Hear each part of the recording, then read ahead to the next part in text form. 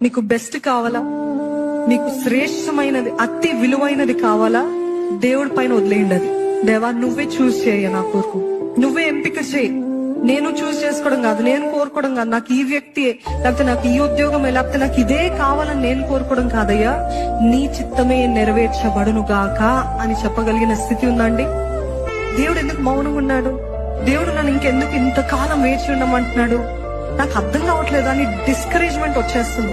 అన్నిటికంటే కష్టమైనది ఏంటి తెలుసండి? దేవుడు మౌనంగా ఉన్నప్పుడు ఆయన పైన ఆధారపడి ఉండటము కష్టము. నమ్ముతున్నారా? ఆన్సర్ రావట్లేదు, ఎటువంటిది ఏ సమాధానము రావట్లేదు, ఏమీ స్పష్టంగా కనపడట్లేదు. కానీ నన్ను నమ్ము, నన్ను నమ్ము, నన్ను నమ్ము అంటున్నాడు దేవుడు. ఎట్లుంటది?